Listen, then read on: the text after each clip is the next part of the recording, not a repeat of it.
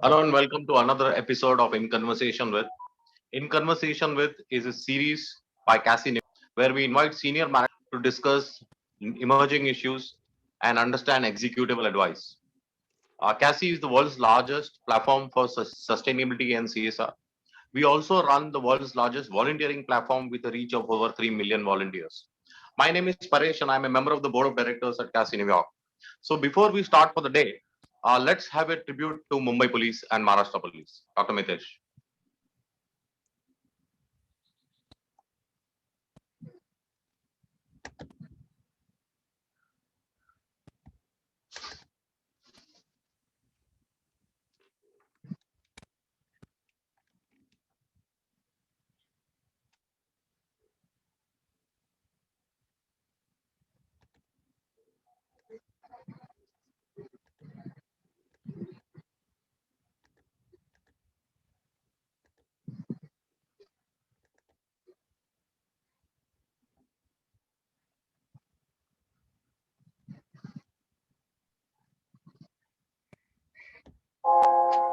पता है इन सब लोगों में एक चीज कॉमन है।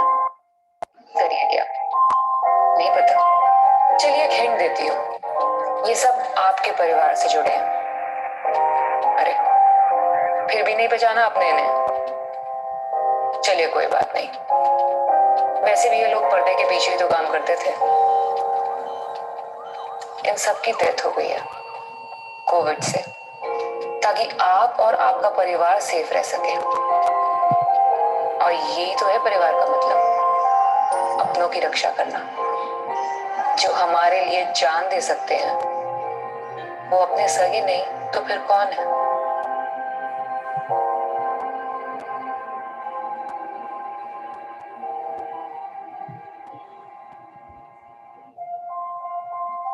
Mumbai police.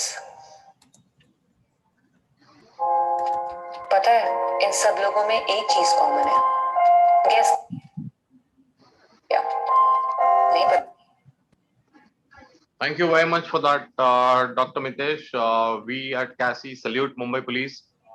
Thank you very much, Mumbai Police, for safeguarding us, being a part of our family, and being unsung heroes. This is an amazing video which really touches our heart. And thank you, Balsing sir, for sharing this video with us and giving us the permission to relay this.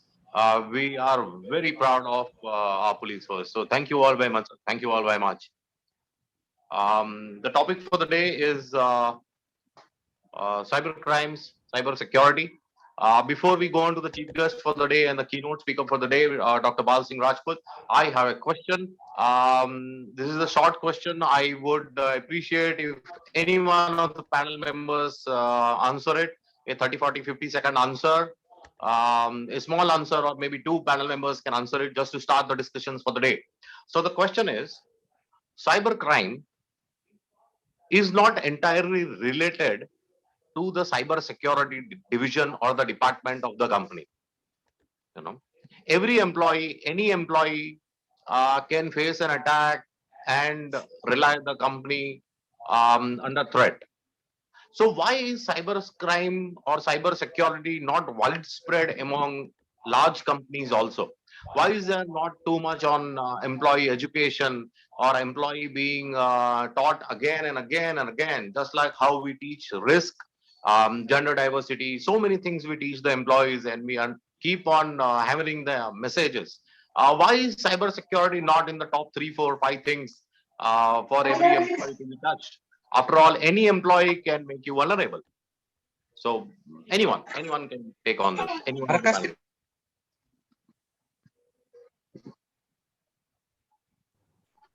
Yeah, Dr. Paresh. Dr. Paresh, you can hear me? Yes, sir. Please, Ritesh ji. Yeah. So I would say it is lack of will and lack of regulation. So if even either of them is there, I think, this will work. Because I have seen, like being a cybercrime investigator, I have seen, like, whenever an incident happens, the attitude is, jo ho gaya, so ho gaya. What's done is done. And, so with this particular attitude, these guys move ahead. So that's the whole thing. So there is a lack of will by the top management. and also had there been some sort of regulation, okay, so probably they would have like made this compulsory. But we are capitalist by nature. So a large company like a Larsen or a Reliance or a Godrej or an Infosys or an SDFC, my earlier company, why will a capitalist rely or wait for regulations No, to protect our own money or our own shareholders' money? so as far as those companies are concerned, They're I think here to make a quite profit. a lot. As far as those companies are Sirji, concerned, what's your opinion on this? Sirji, what's your opinion on this? Why don't we involve every employee and say, hey, you open a malware email and the whole company is under threat? So why doesn't this usually happen in so many large companies? Yeah. Good evening. I will explain it very shortly. We consider Sure. the cybersecurity problem is a problem of IT department. It's not a problem of company. I honestly like to request all the members and the audience. Cybersecurity problem is a problem of board members. It's a problem management. It's a problem to the business continuity, and it's the problem to the existentialism of the company. So if you consider that problem from that angle, we have to engage every employee, every human resource asset in protection of whatever company's intellectual property is. That's my. That's absolutely right, sir. I would have, I would have wanted Venkat or Sharat to give an answer, Yeah. Being from large conglomerates. But your answer is absolutely right, sir. Your advice to the board is absolutely right. I'll tell you from my personal experience. I have been on so many boards in the last 20 years. And as a board member, there is one thing which we are afraid of. And that will also be my next question to you, sir. Fear of the unknown. So as a board member, I can understand competition, product review, government regulations. Really, we don't care. At a board level, it is more of a strategic level and it is not a tactical thing. That's the business management's problem. So at a strategic level, we are not really afraid of so many things, but we are afraid of the unknown. And at a board level, most board members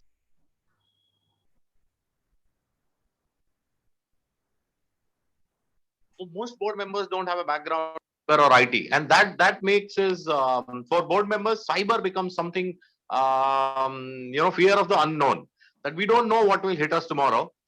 We own a bank today. Tomorrow morning, when we reach the bank at 9 o'clock, there might be no bank at all. We have no idea of what to do. The fear of the unknown.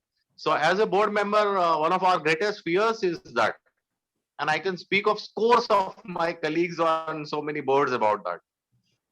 So my next question to you, Dr. Balsing, before we start with the keynote speeches, you are a part of the forces, the Mumbai Police, and as somebody who is trying to prevent crime before it happens, prevent cyber crime, working on cyber crime, you face this issue a lot: fear of the unknown. You don't know where the next attack will be, the next malware will come from, who is being targeted, the stock exchanges, large companies, NGOs, government, absolutely no idea of who is targeting whom. And you have to deal with this pressure of fear of the unknown. So how do you do that? How does somebody at your level manage to work with this? Yeah, we have to draw a simple analogy with our health, our body. So we don't know what will happen to us tomorrow. Whether accident will catch up, when a disease will catch up, whether heart attack will come, or a diabetic will catch up, nobody knows. Nobody knows because there are known knowns about the health. There are unknown unknowns about the health. There are known unknowns about the health and known knowns about the health. But what we have to focus is not about the fear, but about how to protect our body, how to keep the immunity of the body at the highest level, so our body can fight.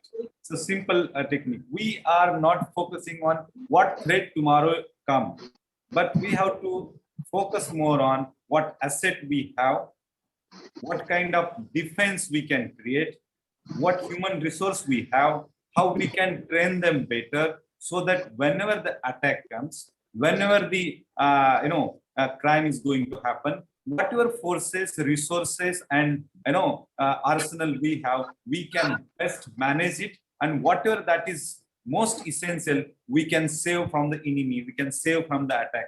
That is what we have to know understand from this question. It's like health.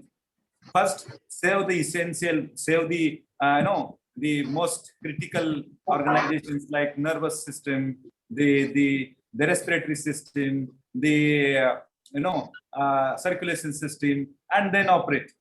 Okay, so like that only you have to understand which are your best assets, protect them first, which are your best resources. Okay, make them trained like hands and legs and your immunity system. They are your protectors. You make them so tough. So like that you make them whatever resources you have. Teach them hygiene. Teach them best practices. Teach them SOP, and that's the way how the best health is developed, best immunity is developed. And the one more advice: whenever we are consuming the information, whenever we are consuming the whatever data or business processes and analyzing it, the simple we can say proverb in relation to health, because that's COVID is going on, I will try to relate it to the health. Don't make medicine as your food, make your food as a medicine. Okay, that is the key. Just like that, don't use so the different kind of security measures when the attack happens to survive your company. Make the regular practices, regular SOPs, regular hygiene, okay, cybersecurity hygiene as your best defense. That's my answer. Absolutely, sir. Thank you very much for that analogy, and reminding us that one needs to be proactive and not reactive in case of cyber and health, both. Thank you for that, sir. Let's have the keynote speech from you, sir, Dr. Balsing Rajput. The keynote speech, please. Yeah, thank you. Thank you everybody for giving me opportunity. Paresh sir, Mitesh sir, and my friend Ritesh is also there. And then rest of all dignitaries. Thank you very much for giving me opportunity. I will divide my speech into 3 to 4 points. I don't want to cover many points, but first point that I would like to bring to notice is that we have to understand a cyber not only as a silo, IT as a silo, internet as a silo. We have to first consider that just like the salt, we have to put it everywhere, otherwise we don't get test. Just like we have now internet, data, and cyber world, everyone has to intervene their businesses, their SOPs, their industries, their operations with it, because that is the need of our first. Second thing, while studying or while responding to the cyber attacks or designing a security framework, we have to consider the convergence of the technologies. The convergence of technologies has made it very simple for the attacker, for the enemy to travel between one field to another field. I will give an example. Earlier, the transportation was in silo.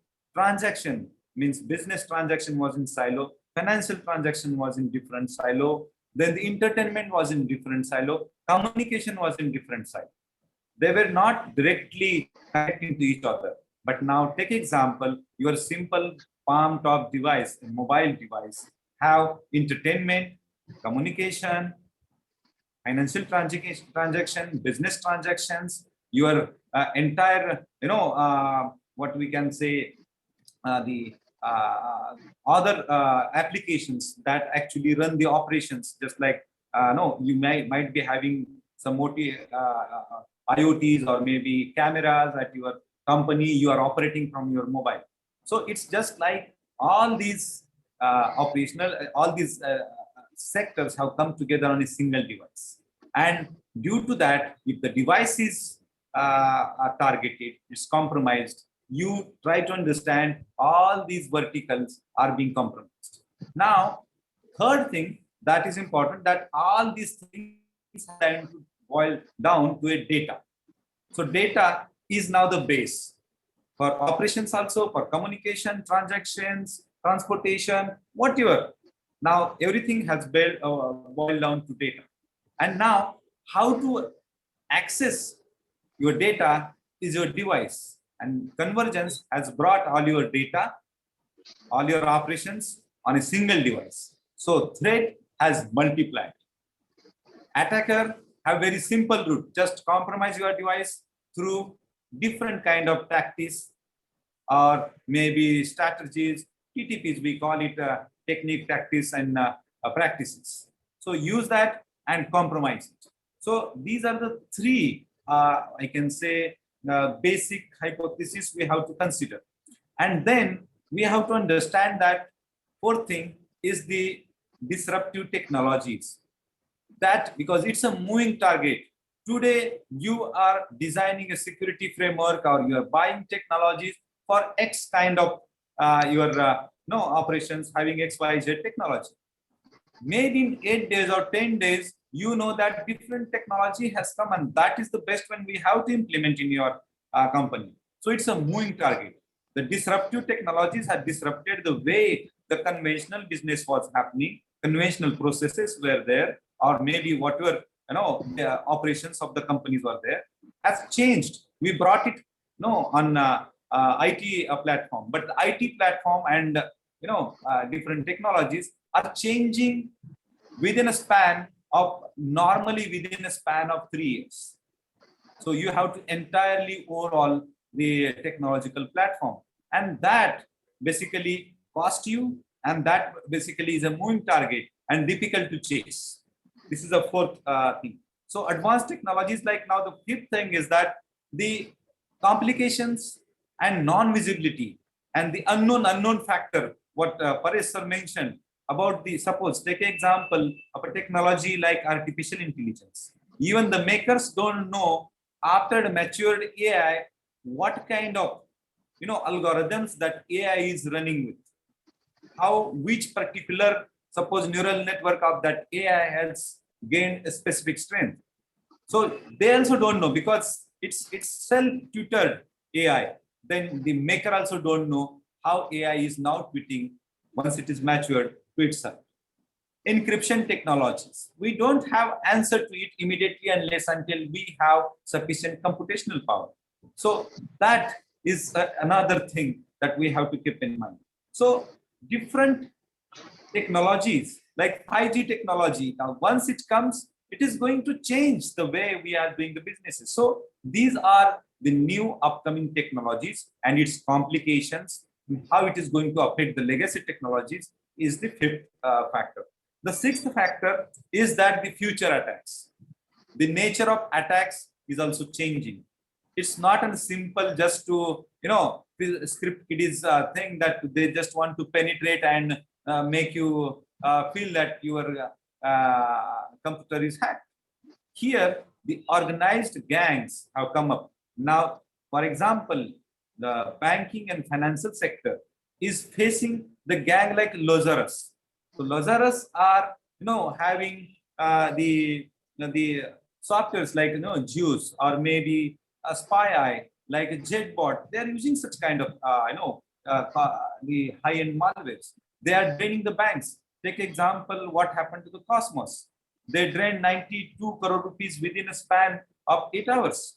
So this we have to understand here is not the script kiddies, but now the crime business, cyber crime business has turned into an organized syndicate.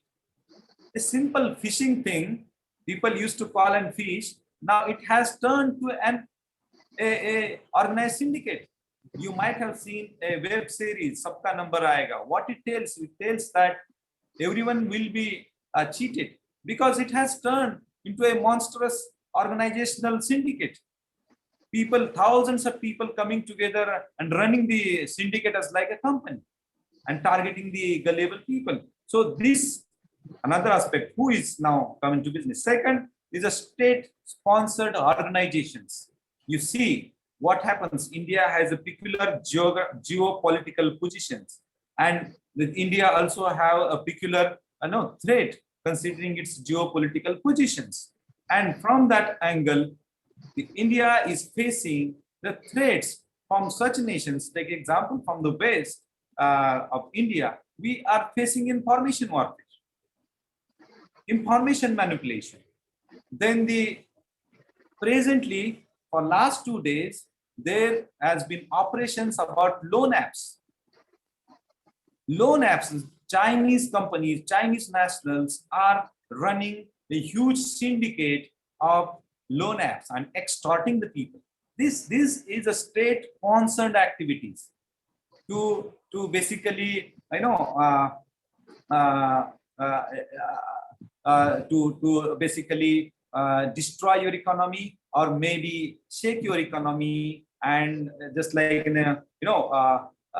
lose the trust of people in the system, in the digital system. So that is another aspect we can see from it. Then the nation state itself are also examples you can take. What happened in 2016 in US elections, what happened in Nigerian elections, what is happening in elections is information manipulation, poisoning, and perception management through social media crimes. And that is at a bigger level. And that requires, and because it's not related to only information management or perception management, it is causing riots, it's causing lynchings, it's causing physical harm to the people. Societies are, or the communities are standing against each other. Its repercussions are not only in virtual world, but in virtual as well as physical world.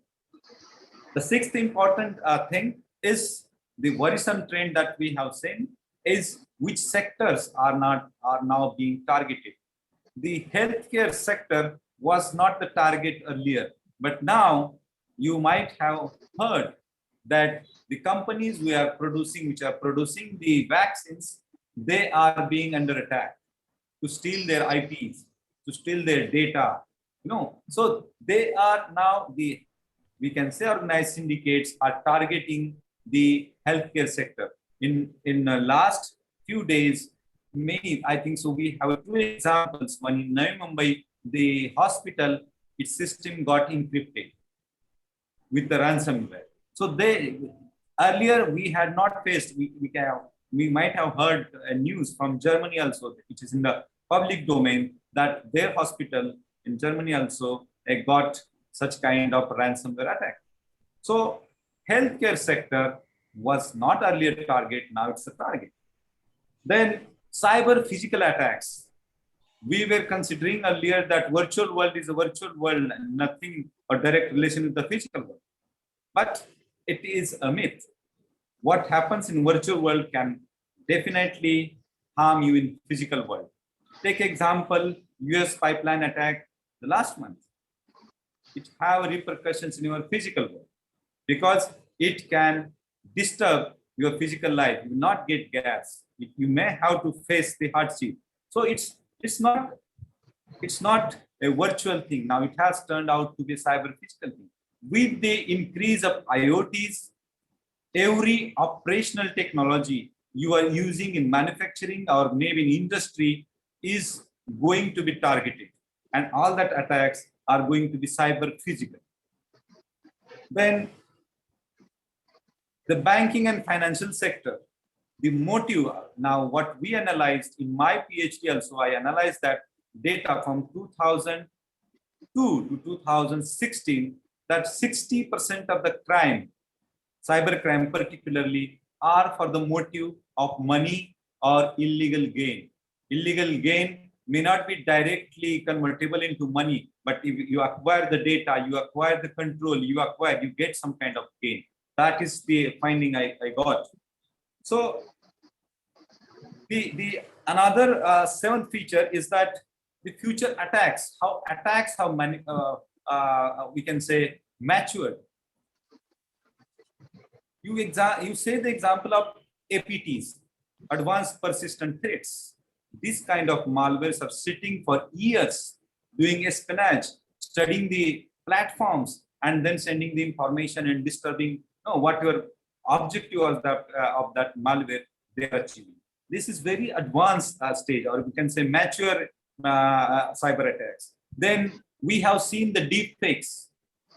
So deep fakes is not only a thing to be enjoy as a meme, or to enjoy as a joke, or to enjoy as an entertainment, but it is going to cause greater harms, because it will create confusion, it will create information poison, it will create, it will be used a best weapon for character assassination, reputation assassination. So that view we have to see. Then we see the corporate espionage. With the malwares, corporate espionage has increased, and that trend is going to harm each and every company, small startups having nothing but a code as their intellectual property, or companies which are only running on the data, okay, and analysis of the data. If the data is lost, if the IP is lost, they're gone, and they face the largest, threat from the future attacks. Now, boiling down to what organizations are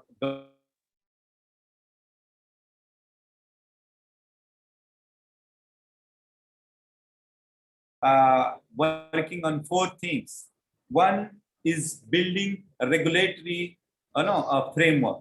The laws like IT Act, then we have the intermediary guidelines, which are presently, you might have heard about the friction between Twitter and Government of India regarding compliance, and following the intermediary guidelines, because it's a business of data harvesting.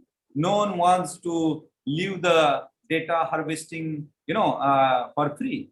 And if you see the larger picture, out of 7 billion, 1.3 billion, data points you get from India. And if you want to really know, because another 1.5 billion are caged, they are protected with a golden shield.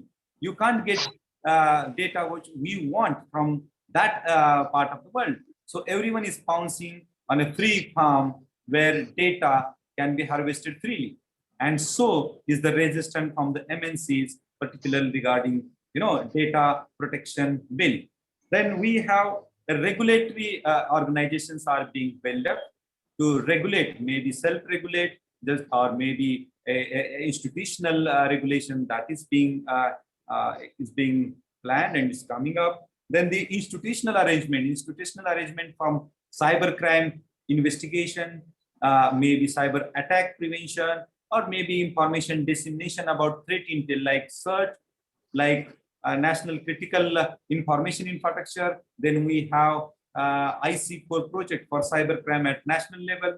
Then we have state cyber nodal offices, the police stations at the district and local level to give access to the justice when any victim falls prey to the cyber attack. So that is an institutional kind of things are also being developed. Apart from that, lastly, I just want to give, I think so I am consuming my last 2 minutes. So every company is going through different phases. The COVID has brought our digital journey, our digital, transformation, which we thought will happen in maybe 5 to 6 years.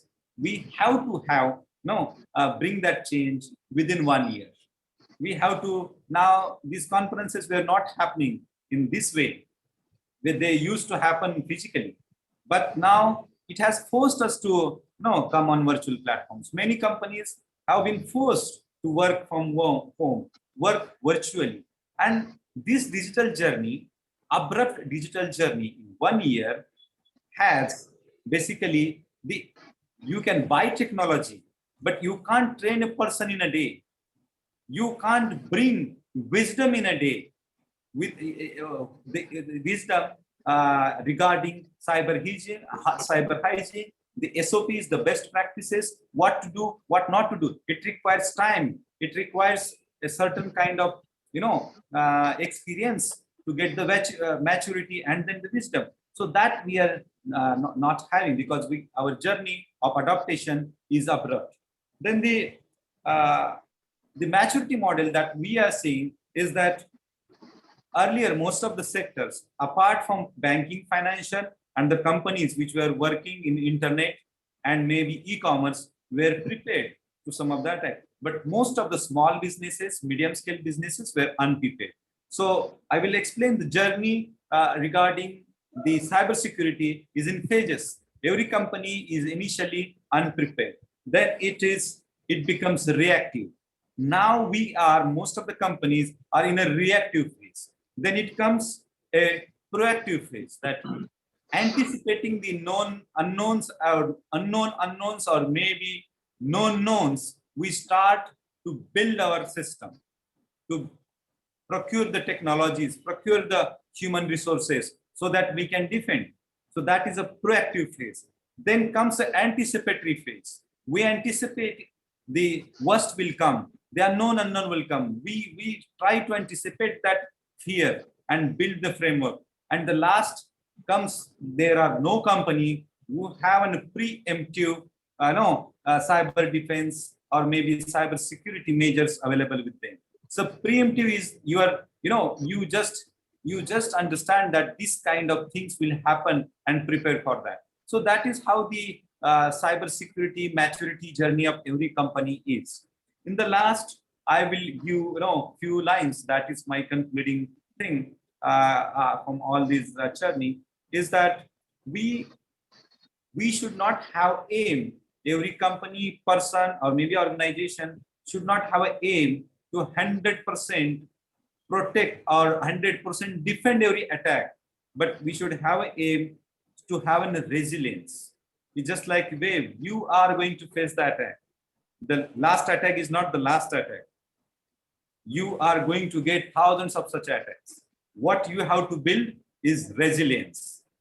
Once you fail, you stand up and walk again. That is the resilience we have to build in our human resource, then the organizational setup, technological, we can say platforms, we have to build resilience. Second, the board, the management, and the employees has to understand it is not just a data leak. It is not just a cyber attack. It is not just a attack on your company's reputation, so you can hide and go ahead. It is problem of business continuity.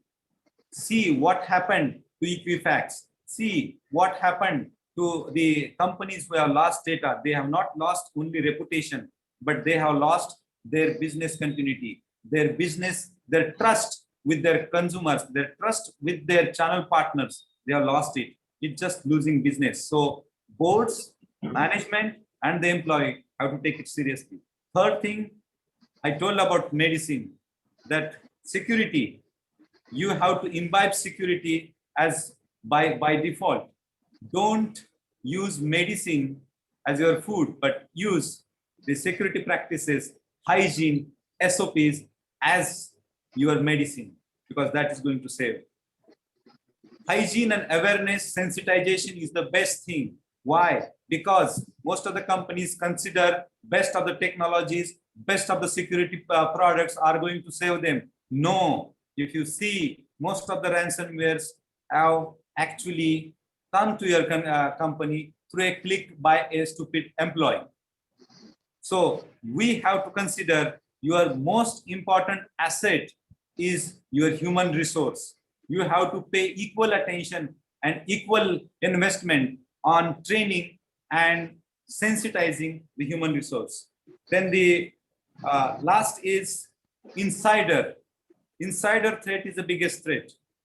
So we have to cultivate a culture of trust, a culture of also a zero tolerance and zero trust. But within that, a larger, trusted environment. You don't trust anybody, but also you have to give a feel of trust that your company is together. You all believe in each other, but still you have a department, you have a section which distrust or which suspect everybody. Because that is the way we have to work. And last thing is that the police, the government, and the security companies are not there always 24/7. Okay, so like a health doctor, when you approach doctor, doctor comes to you. Okay, when you go to the hospital, you get the treatment. Till that, you have to go to the doctor. You have to tell your symptoms. You have to get diagnosed. Like that, you have to get diagnosed. You have to do security audit periodically. Just like our health, we have to do our diagnosis every 3 months. The blood, sugar, whatever you want to do, what your symptoms you have. Like that, you have to do your security audit every 3 months, maybe 6 months, or depending upon your operations, maybe in 1 year. That is the way. These are few, one-liners that will help us to understand and design the solutions for your company. That is what all I wanted to tell. Extremely sorry if I have breached a timeline, maybe by 1 or 2 minutes. Thank you very much for providing me opportunity. Paresh sir, Dr. Mitesh sir, and rest of all the dignitaries and the esteemed guest. Thank you very much for listening me patiently. Thank you very much, Dr. Balsing Rajput, for those kind words, and thank you very much for your keynote speech. A couple of interesting things that you mentioned. One, resilience and awareness are the two key factors in ensuring our continuity of business and continuity of state. So that's the lesson the corporates can take from you, building on our resilience and creating more and more awareness. One other thing that we fail to realize is, yes, the cyber attacks are not only playing with our money or reaching out to our money, they are also playing with people's emotions. And it might result into riots. So that is something that we corporates do not usually figure out in our SOPs or our plans. We usually assume that it is about money, but yes, you are absolutely right. It can be about so many different things. Yeah, because companies has to understand. Companies has to understand it is not only limited to society. Your company's reputation can be tarnished with a planted news, with a planted wrong results, with deep fake videos. So your company can be ruined, and it is happening in case of healthcare. It is presently happening. You just have to do a search which companies are under attack, and it is happening that companies, their product, their vaccines, are being targeted by the other companies through the lobbyists, through information manipulation. So it is not limited to society. It is very important to the companies also and their reputations, because your product, your reputation, your brand is everything. If it is tarnished with an poisoned information, with a deep fake, with an manipulated information through different sources, so you lose a lot. That is absolutely, sir. Absolutely. I'll give you a little bit of a background on what we did. 2018, we did a large event for road safety. 5.5 lakh students came out on the road on the same day at the same time. We created a world record, and we did that for road safety. 2019, we did a similar event. 1,053 locations across Maharashtra. On the same day, same time, 7.5 lakh people came out on the roads and walked for 2 kilometers. And we broke our own world record. 7.5 lakh people, morning 8 o'clock, same time, same day. And we again promoted road safety. And after that, I was introduced to Brijesh sir and Atul Kulkarni. He's a very close friend. And, Atul has been pushing us to work on, cyber awareness. So now our next event is, we are planning for 1 million students working towards cyber awareness. So that's on our agenda, sir. So we worked with PWD department and MMBD department for the road safety thing, both these departments. And now we are working on creating something in cyber, 1 million students spreading awareness. So that's on top of our agenda, Yeah, it's a good thing, and I salute your great work. Yeah, thank you. Thank you very much, sir. Let's move on to the next speaker, Venkat from Larsen. Could we have your opinion on what's your angle on cyber crime, cyber security? Venkat Saab. Sure, I think thanks for everyone. And so I think Dr. Balsing has covered most of the stuff. I think I have a little thing to put a context, little bit on context, and bring some kind of enterprise view on cybersecurity. What we all know that it's in the, I think it is nothing new. I think cybercrime damages is increasing significantly. I think the value is now number is put $6 trillion by 2026 or 2027. Year where and there. But out of that, I think close to 5 to 7% is related to ransomware. I think ransomware damages is picked up significantly.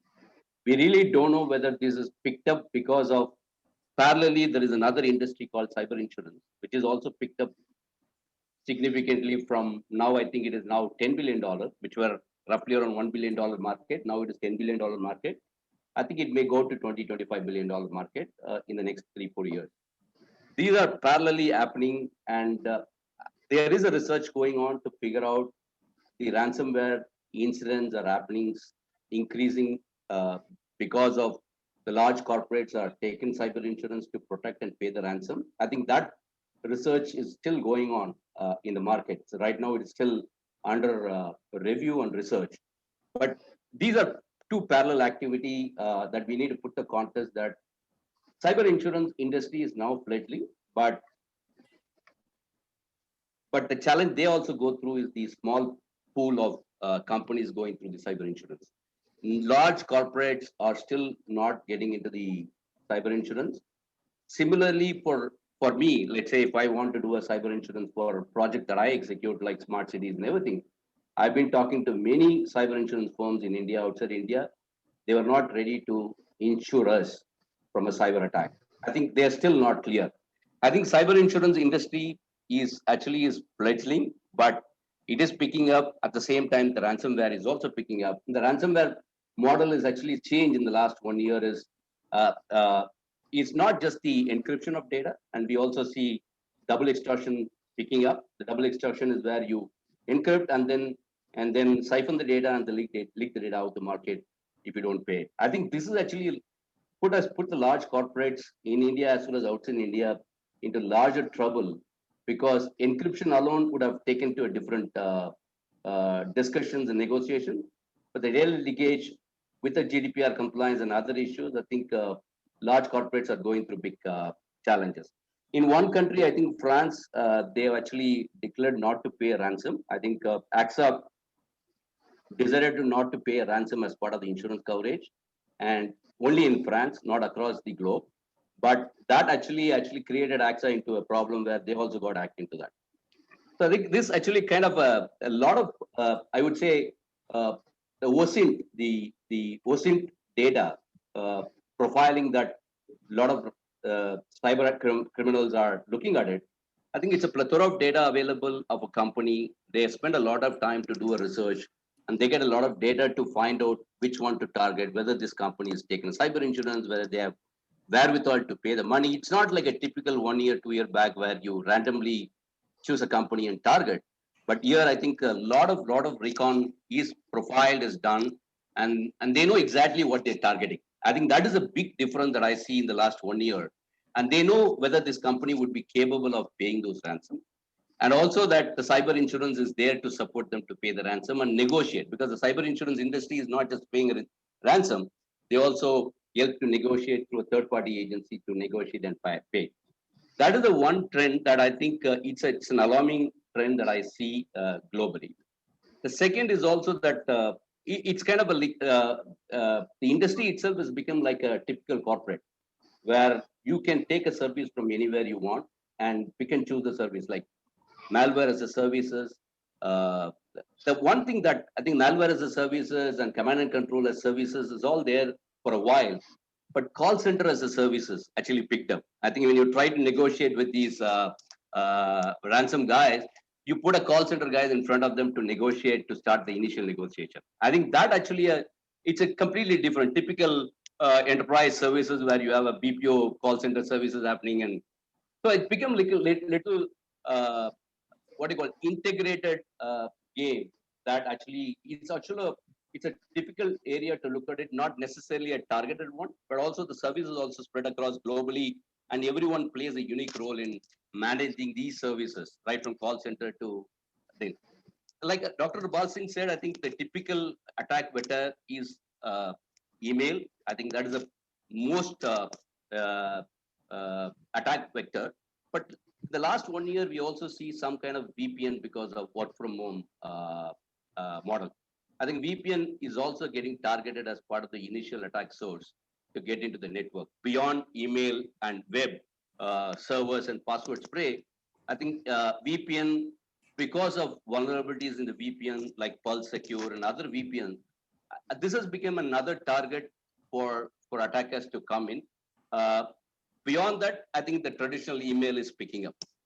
This is actually a typical attack vector that the corporates are looking at it. But the one thing that I found in the last 1 year is that the typical insider threat model that we depend on physical security, behavioral analysis, I think it's all gone for task. I think all these anomaly detections and machine learning programs that the corporates have deployed and the entire behavioral based profiling of an individual to understand the insider threat, it's little gone for task because people work from home and very difficult to profile an user based on various data, including the physical security data of a person coming into office morning 8 to 5, or somebody comes in the odd time. That profiling is little challenge for the corporates to focus on to find out whether these any insider threat is happening. I think these are the broad challenges that I just want to put forward beyond what Dr. Balsing has highlighted. I think he has highlighted most of the points, and these are the key areas that I just want to put a context. Coming back to the cybersecurity space, I think I see there are 3-4 areas. I think Balsing has mentioned about the cyber agent. I think it's very, very important. I think most of the issues are related to cyber agent. If you don't have asset profiling done, especially the critical crown jewel assets done and focus on that, I think we are going for somewhere. I think we are trying to expand our scope beyond what is critical for you. But again, even in threat modeling, the threat modeling, I think we all know threat actors like insider threats. It could be state sponsored. I think we have to think through beyond that and look at. We have to box the threat into 4 different categories. One is the espionage category. Their target is primarily intellectual property. That actually you don't find the data in dark web for sure. I think all these espionage related cases have to be dealt differently for your critical assets, needs to be protected differently and different strategy to be defined. Then comes the destruction and disruption. This requires a different strategy. Take an example of typical smart meter project that the large corporates like us to engage. Uh, the file safe model for an industrial site is already baked into the overall engineering work for the last 15, 40, 50 years.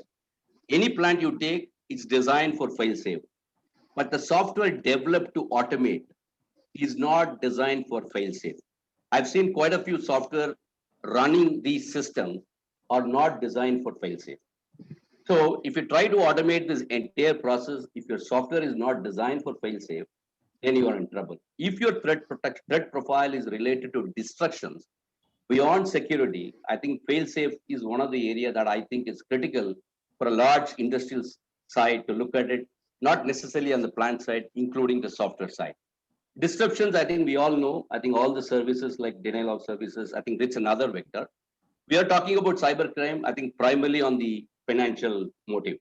I think if you can classify your threat model profiling according to these 4, and you can define a strategy accordingly to a threat model, that is the first thing that I generally recommend. The second is the hygiene, right? I think crown jewel, asset profiling, and then try to defend according to your threat profile.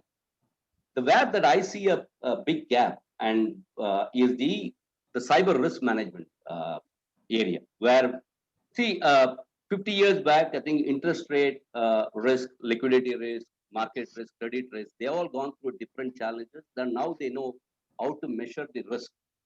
But now I think cybersecurity needs to look at, as a professional, we need to look at how do we measure the risk, not in the form of high, medium, low. Definitely, we need to put some number. either rupee or dollar, because we are constrained by resources. If I go to CFO or a board for a cyber project, and I would be compared against marketing budget, operation budget, I could compare against different budget. And if all these folks are coming out with some number, say $100 million, $5 million, something, and if I go to the CFO and say this risk is high, we have to spend another $2 million to reduce the risk from high to medium, I don't think we will get an approval. One Right minute now, to I wrap think, up, please. I think Dr. Balsing is absolutely right that because of a fear factor, some things are getting approved. But I think we have to change the way of looking at cyber risk and start quantifying the risk for a better purpose. In my view, I think if you start scoping, in my view, even scoping is tough. Scoping a risk is one of the toughest job in this space. I think we take it lightly, saying comparing with vulnerability, threat, and many things that we mix match. But when it comes to quantifying risk, I think in my view, scoping is important. And then that helps to prioritize and help you to decide what you want to do. And then put forward to the board for a convincing defense saying that these are the stuff that we would like to do. How is it going to put it as a story? How is it going to help the organization to protect? I think if we can do 3-4 things beyond what Dr. Balsing said, I think we would do a wonders in the cybersecurity space. Coming back to Dr. Paresh's question on the awareness, which I didn't respond to it. I think probably I'll take a few minutes on awareness. I think we are complicating things to the employees. I think we ourselves finding it difficult to whether to click or not on certain URLs because these are all masked in different ways. I think we have to make the life simple and we need to educate, I agree, but we also need to incentivize the employees who have reported those cases and we have to publish these things and also accept the stupidity of a human being. I think, Good, sir. Last minute to wrap up, please. yeah. We have to accept some level of stupidity in the system to prevent it. As part of your strategy, like your defense in depth or threat model, cyber risk quantification, prioritization, accept some portion of stupidity from human beings to defend it. Because don't expect 100% perfect in this world. With that, I would like to conclude it. Thank you. Thank you, Venkat, for that presentation. In a sense of time, I have to move on to the next speaker. But I really wanted to ask you a question because I was going to ask you this question anyway, and you prodded me in that direction with your speech. See, I have been a product guy before I became a business head and a director and a CEO. So I have always been a sales and a product guy. So the way we do is we earmark 6, 7, 8% of the total budget for the marketing. Yeah, in the financial industry. If you go to the FMCG industry, then the marketing budget would be anywhere between 6 to 14, 15%. Yeah, and that is that is the Bible. That is the Gita. That is the Quran. You can't touch that. Yeah, and then everything else is touchable. So you recruit few people, more, less, you do whatever you want to do, but you can't touch the marketing budget because the top line depends on this. So I always used to present first to the board. I get my percentage, and then everybody else follows for the rest of the budget week. And whatever they do, I do not care. I get my percentage because I'm the product guy. Yeah. So now my question to you was, when will we see the day when really an IT for a mid-size or a large-size company, a 500,000 crore company, 2,000 crore company, forget Larsen, which is a 100,000 crore company. Even a 500,000 crore company would on day one allocate, okay, let's say 6% for cyber or 5% or 3%, whatever way it works. Yeah. So do you think we will see the light of that day when and percentage is imminently given to cyber on day one, saying this is the holy trail, the holy grail. We start with this. Do you see that happening? Paresh, I think it is already happening, Paresh. I think because of a fear factor, not because of the risk factors. I think the board is feared for various reasons, as well as the CEOs and CFOs are feared that we have to spend some money. We have to act that we are spending money on cybersecurity.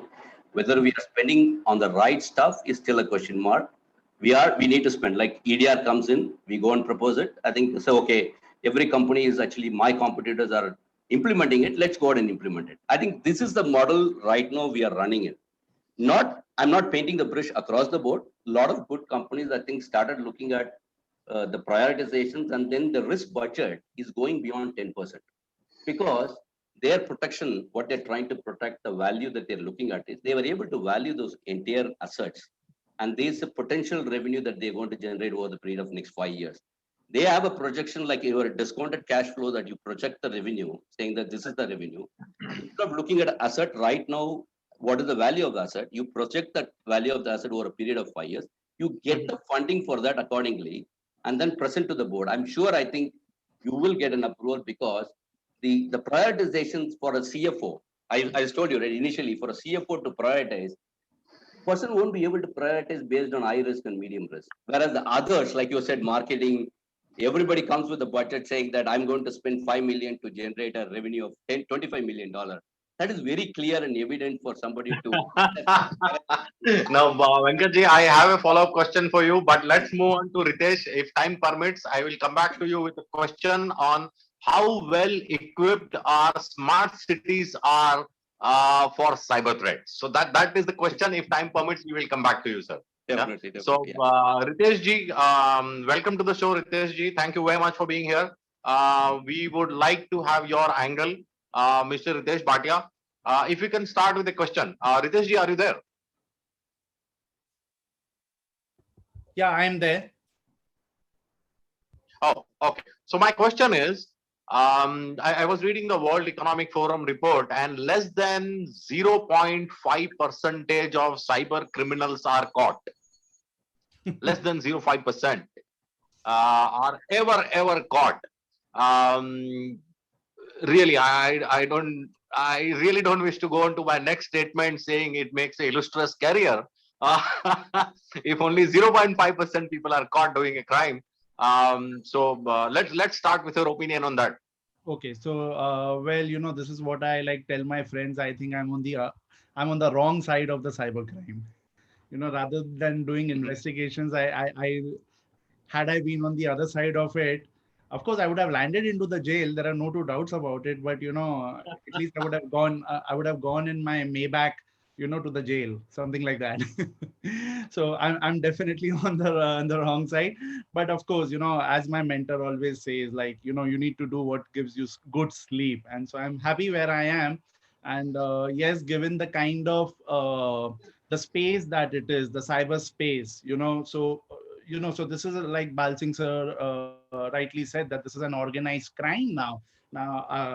Like for example, even the ones who are doing, there's something called as a business email compromise scam, and the gangs are as big as of 300 people, having lawyers, having investigators, having people who are going to write good English and all that.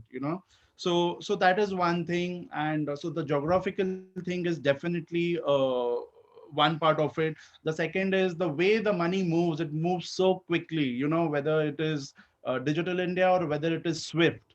The money goes very fast. So now that is also another thing. And yes, I'm not hesitant to say that also, that the cooperation to the law enforcement by these intermediaries. I'm not just talking about the social media intermediaries. I'm also talking about things like the banks, the telecom service providers, is so like as good as nothing. And it is because of all this. Like I speak to police officers almost on a daily basis, some or the other cop, because I provide a lot of training to them also.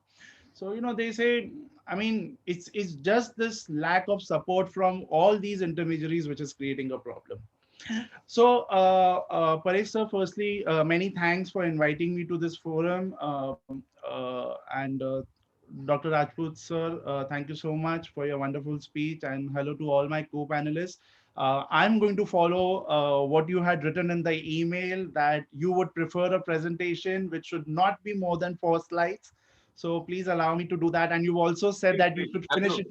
And you also said that I need to finish it in 8 minutes. So please, I'm going to run fast over there, because I actually have a hard stop at 8:30 because of some other commitment. So please, if you allow me to go to my presentation. Please share your presentation. Please. Absolutely. Yes.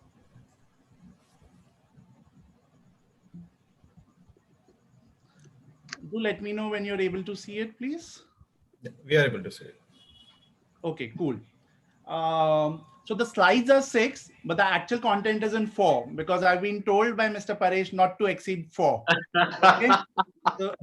So the first slide is just to say hello, hi, and just to tell you that there are 4 things that you must protect, all of you. And I'm not going to take that.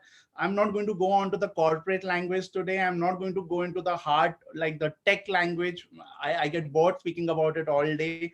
I'm going to go to very, very basic stuff because I'm assuming that in Casi, in this particular webinar, there are many others who are not from the cyber. So I'm keeping, so I had, I think when Pareshji I had spoken to you, you had told me that Casi New York is all about leaders from all communities. So I'm assuming, I am going to ignore the cyber community people and I have made this presentation for the non-cyber people. I hope that's okay. Oh, yes, please, please. Yes. So I am just going to talk to you about 4 things that you got to protect. I mean, you have no options. So one is the money, your data, your reputation, and your devices. If you've taken care of these particular 4 things, I mean, whether you're working in a corporate or you're an individual, I think you're quite safe. So let's look at, I'm going to run fast. We've been talking about data breaches. Like, let's look at the Air India data breach that happened. Now you will say, okay, the breach happened. How does it matter to me? Of course, it matters to you because if you have booked for yourself or one of your family members on, let's say, on Air India, then your credit or debit card details have been exposed. And I'm talking the data breaches from 2011 till recent. So now what do? Now your 16-digit card number is there, your expiry date is there, your name is there. Now you would say, fine, but what about OTP? What about the PIN or what about the CVV? No, in many of the international websites, when you're doing a transaction, you don't require the CVV, you don't require the OTP, you don't require any sort of PIN. So what do? I mean, one option is to block your card, but the other is, even if you have your card and you don't want to block it, what really makes sense is something that what I have done is I have disabled the international transactions on my cards, or I have set limits. Like, for example, if you use my card, to make any international transaction, you won't be able to do anything more than 5,000 rupees. So tomorrow, even for some reason, I have your credit card with me, just the front of it, the way we hand it over in the restaurant or at the shopping center or in the mall, we just give the card. The guy can immediately take a picture even of the front part and do a transaction. So tomorrow, if something has to happen, maximum 5,000 rupees is all I can lose. And of course, I will dispute that and I should get it back. Irrespective of that, also set limits, as far as how much you can do your net banking, with how much can you purchase online. Like, I'm sure you're not going to buy something worth 5 lakh rupees at any point of time. So what you need to do is set limits. Now it's mandated by the Reserve Bank of India that a person should be allowed, a user, a customer should be allowed to set limits. So you can set limits on the POS terminals, you can set the limits on how much net banking you can do, you can set limits upon how much online transactions you can do. Third is something that's very important, I would say, is because of so many malwares coming up, even the malwares are taking space on your phone. I mean, what these are doing? They're automatically reading your credit card numbers, because most of our credit card, debit card numbers are already saved in certain apps. So these Trojans, like, the very famous Joker malware, which is there, what is it doing? It's capable of reading any of your stored credit card numbers, and it subscribes you to certain services which you don't even come to know. The only way you will come to know is when you check your credit card statement. So whenever you see a small thing like a 60 rupees or a 600 rupees, don't ignore it. It shows that there is a malware on your phone, or you've been like, there is some suspicious thing happening via your desktops or your laptops. So do keep checking your bank accounts. Earlier, I had this habit because, you're in this WhatsApp generation. So what really happens over here, we have now started ignoring SMSs. All your financial related, messages are coming by SMSs. We've already started ignoring emails because, most of the time we are communicating via WhatsApp. But don't ignore your SMSs. Then when I say verify messages from service providers, what I'm trying to tell you, you must be getting a call, you might be getting a message that your debit card is going to be blocked, or your debit card or your credit card points are going to expire, or your Paytm KYC is expiring, or certain other KYC expiring. Go back to the service provider. Don't trust that message, what you see, what you hear. You got to go back to the service provider. It could be, let's say, you get a message from Vodafone that your outgoing calls will be blocked. Don't call up on the number that's mentioned in the SMS. Call up the call center, the proper, go to the website and do it. So this is what I mean to say by verify message from service providers. Even in your browsers, there's an option to save the password. That needs to be off, and that is one thing which is creating a lot of problem. Yes, you're going to tell me that remembering so many passwords are not easy, and that's the reason you have password managers. Have a habit of taking up a password manager. Nowadays every kid wants to do a certified ethical hacking course, and the first thing he wants to do is sit in Starbucks or sit on the airport and try to get information about the other person, because you both are on the public Wi-Fi. You can be on the public Wi-Fi provided you got a VPN, and if you don't have a VPN on your device, don't at least make any financial transactions, or don't make any such communication which somebody else can read. So hackers are sitting all across over there and trying these stunts. So this is the basic thing I'm telling you to protect your money. There's lots more I can do, but as I told you, I want to restrict to 4 slides and the 8 minutes. Backing up your data, it's very simple. Protecting your data, I'm sorry, protecting your data is simple. The mantra is very simple: backup, again backup, and then again backup. Now this goes for you and this goes for your company. So the policies of 321, 3 copies of data on 2 different devices, out of which one needs to be on the cloud. So it makes it very simple, because let's say you backed up a data, like I had a client, he was in a particular place, let's say in Kerala, okay, in Cochin, and then he had backed up his data in some other city, again in Kerala. When the floods came, the floods were in entire Kerala, and at both the places he lost his data. Had it been on the cloud, it wouldn't have been such a problem. Then, you know go and check whether you've ever been breached. So I would like to show you over here, a particular thing. Please let me know if you're able to see this. Are you able to see the screen of have I been pawned? Yeah. Okay, so the thing is, let's see, I am using a Gmail ID of mine. you know Again, we are talking about the data. Do you see this? It says I have been pawned, and I have been pawned in 7 data breaches.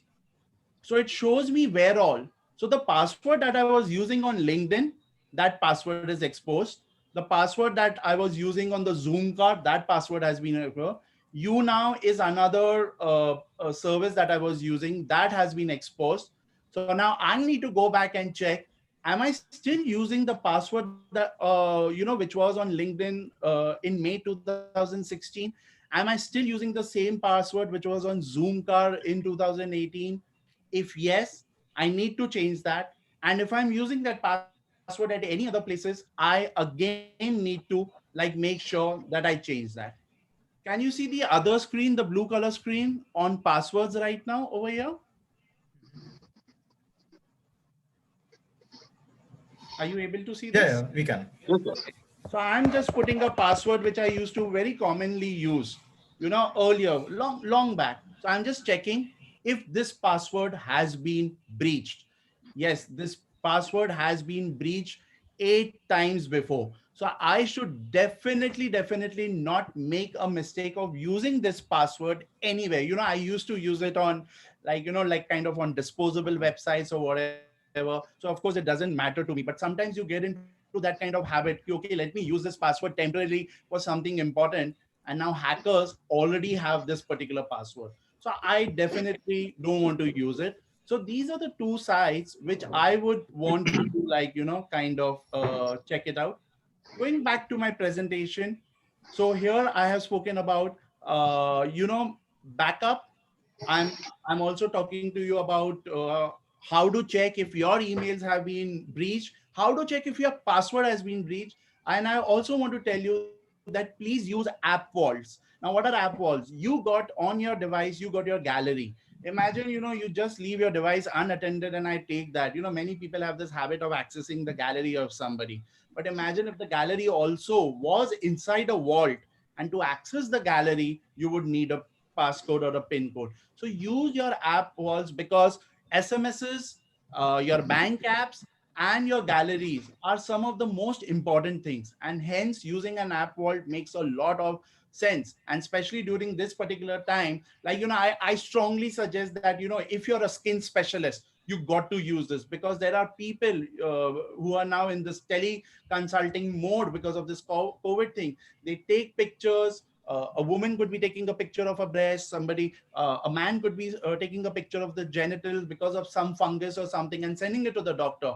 The doctor now also has a responsibility of taking care of these pictures, and hence it's important he uses an app vault. When the breaches have been happening, many of these attacks are happening because of very, very weak passwords. I don't want to give you a gyan of having a strong complex 8 character. No, why 8 character? Make it 18 character if you want, but use a passphrase. And that too, even if best to do it in your mother tongue. Okay, like if I'm a Punjabi, there's a Gujarati, there's a South Indian over here, you can just make a passphrase. You can just take like Suraj kidhar se uga hai aaj, that's like a passphrase as such.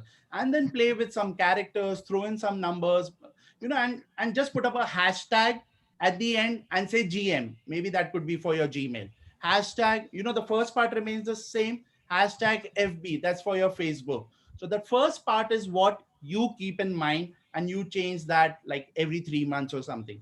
But now, even if you have a weak password, as weak as like, ABCD, or, QWERTY, QWERTY, it's okay provided you have a two-factor authentication. So for example, even if I have to give you my password, you still won't be able to log into my Instagram, or even if you're able to hack into my password, you still won't be able to get into my Instagram, because I have a two-factor authentication enabled. So please consider, when you talk about protecting your data, wherever there is a pass phrase, make sure also, or a password also, make sure to have a two-factor authentication. Think of it as a bicycle. With just one tire, you can't go ahead. You need to have both the tires. Coming on to the third thing, which is managing, which is creating a lot of havoc for companies as well as individuals, is protect your reputation. Like, Dr. Balsing spoke about the zero trust. So zero trust is that I trust nothing that I see, I hear, or I read.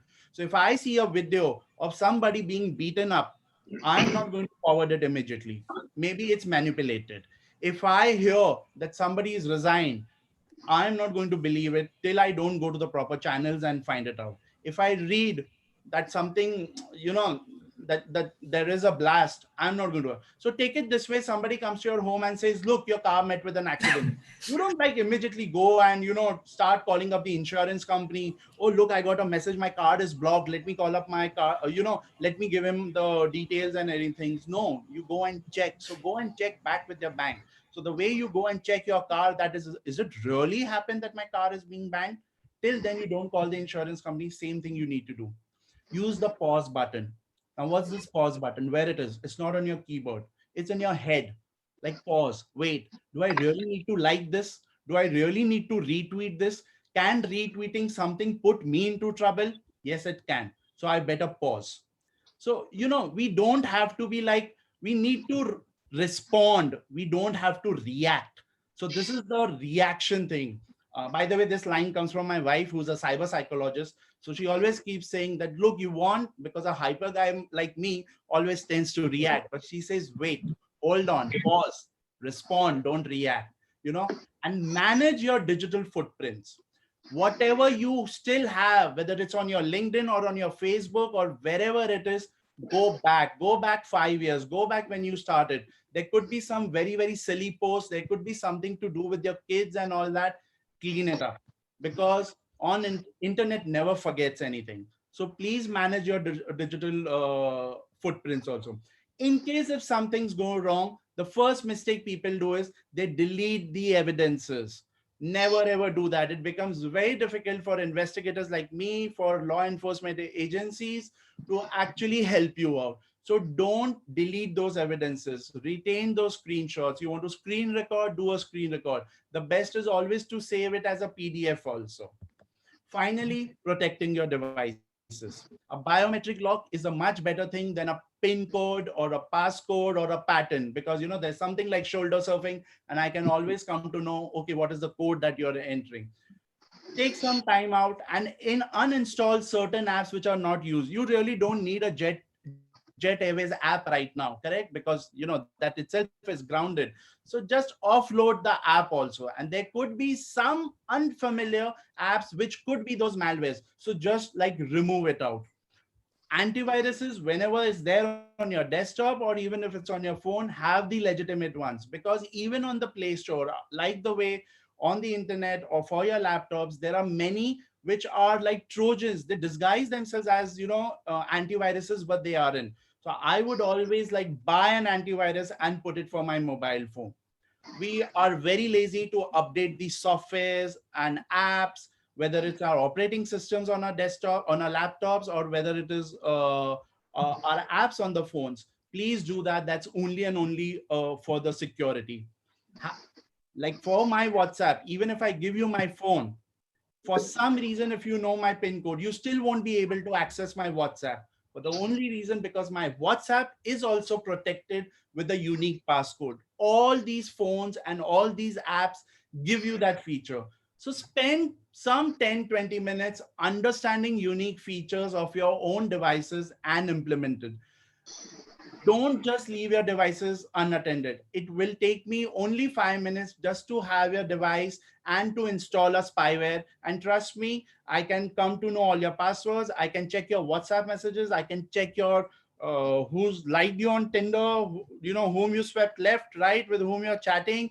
I can like find out everything. You name it. I can have your call recordings also. I can send a command to take a screenshot of what you're doing. I can send a command that your phone should take a photograph, and that too, whether from the front camera or from the back camera. Yes, we can all do that. Lastly, most of you are the people who keep flying a lot.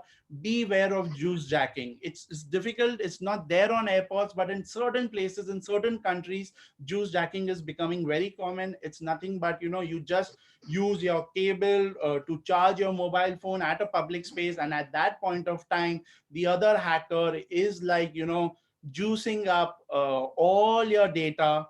So, like the way we do it on a straw. And hence, always carry your adapter with you. Just don't carry a cable. Carry an adapter, uh, and that's how you will be able to prevent yourself from juice jacking. So thank you so much. I guess I took a little more than 8 minutes, but that was it. Thank you very much for that presentation. We will reach out to you again. That was a very interesting presentation. We have a reach of over 3 million students, and I'm sure my students can use that, presentation and awareness talk from you. So thank you again for that. The last and not the least, we have Sharad. Sarji, are you there? Yeah, very much there. Hi, Paresh. Sharadji, please tell us your opinion. We are stressed out for time, but I do not want to leave an opportunity to talk with the IT and the cyber person from SDFC. So if you could quickly tell us what's your angle on cyber security. So, should I start the presentation or you need my views? No, please start. Yeah, okay.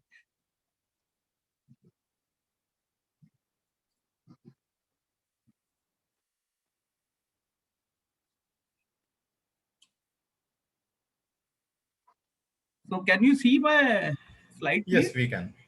Okay, thank you very much for giving this opportunity. First, Paresh and Mitesh, nice words from of advice and suggestion from Dr. Rajput.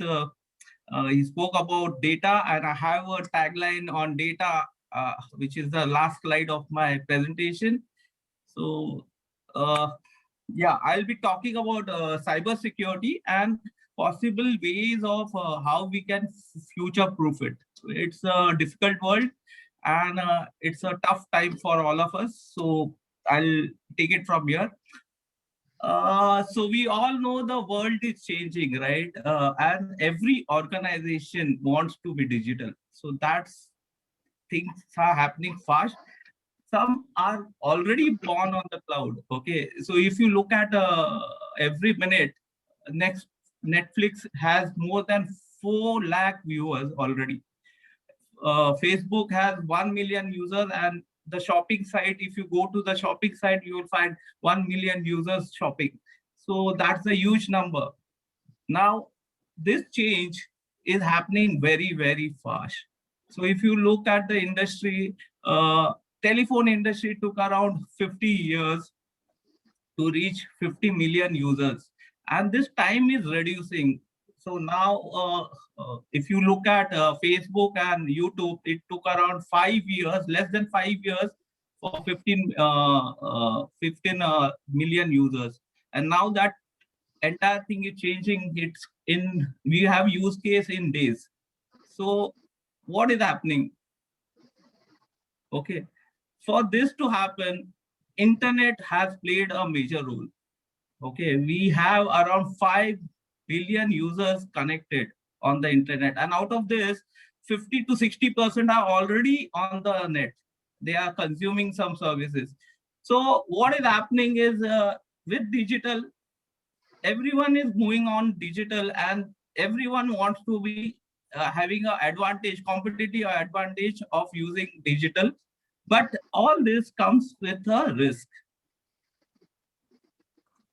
So there is a lot of dependency which everyone spoke about, okay, on technology and internet.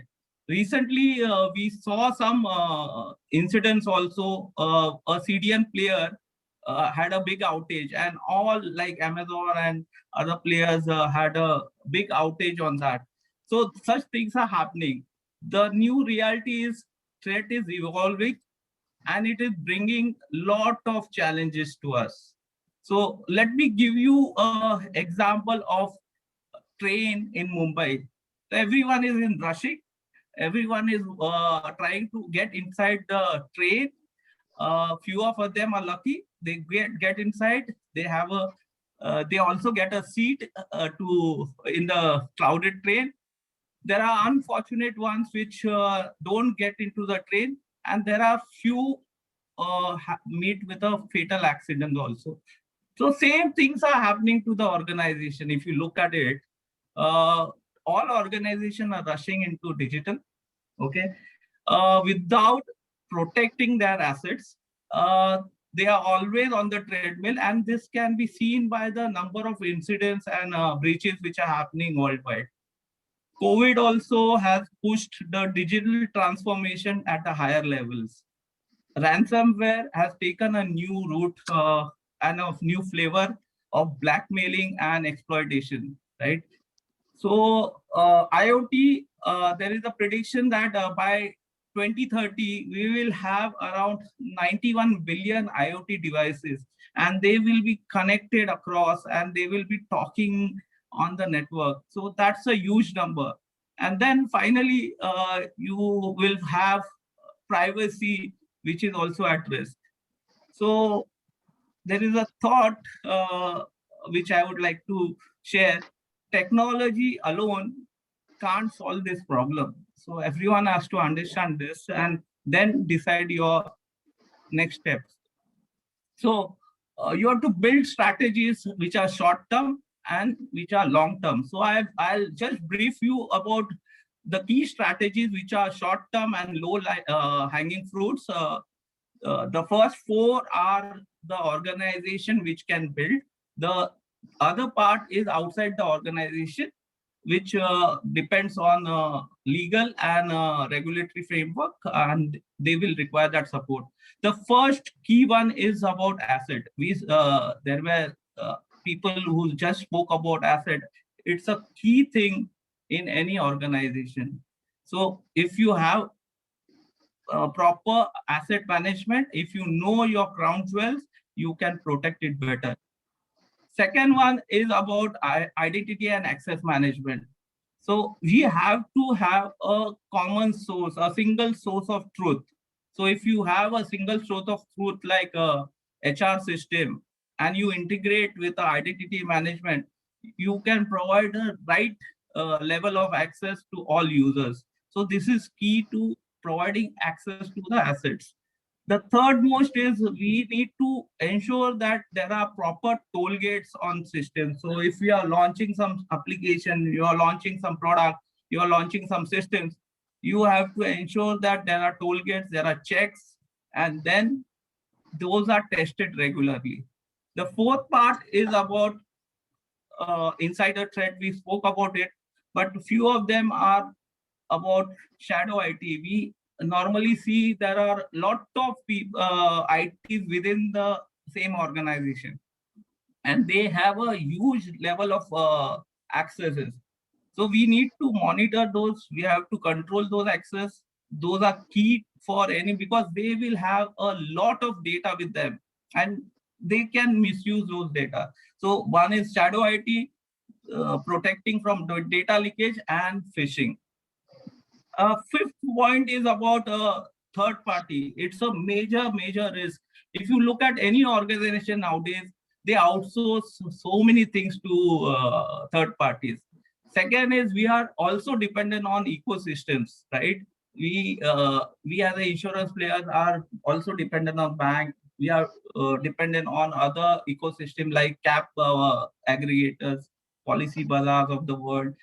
So everyone is dependent on the ecosystem nowadays. And if you don't protect the integration, the APIs of those, then you are as weak as their systems. So you have to be managing this third-party risk appropriately.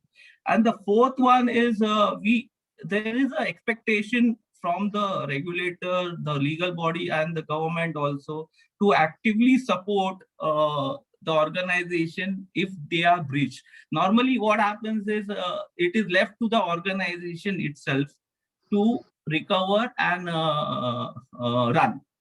So smaller players, it is a big challenge because they don't have that team to support and recover and build resilience. So there is some mechanism or platform where this legal entities and regulator needs to pitch in. Now about the big level or the long-term agenda. So we spoke about you had one questions on this how to get budget, how to improve awareness. My thought on this is we have to build a culture and which will inspire ownership. If you do that, okay, automatically that awareness will come. The onus is not on IT, but the ownership should be on all the employees. You have to create an environment which can celebrate success and recognize people. So if you are able to do that and build a risk culture, I think things will get appropriately accepted in the environment, and you will also get necessary budgets if you define your risk levels. Second is about the abstract program. So we have to integrate this with all the projects at the start of the project itself. You can't just wait to things to happen and then bug fix it. Third is about the threat intelligence. So you have to build and test your crisis management plan. Dr. Rajput spoke about it, that you have to be more resilient. Yes, you have to be ready for attack. If there is something, you have to fall and stand up and run. So you have to build those capabilities so that you are more better than the startups. The fourth point is about the next gen tools. So you see a lot of IoTs, AI, and cyber security, cyber cloud security. So you should use these tools as a potential to save the the issues which we will get from the attacker. So you have to make a framework which will protect, detect, and respond using such tools, because manually protecting will be very, very difficult. So you have to use these tools to protect your assets.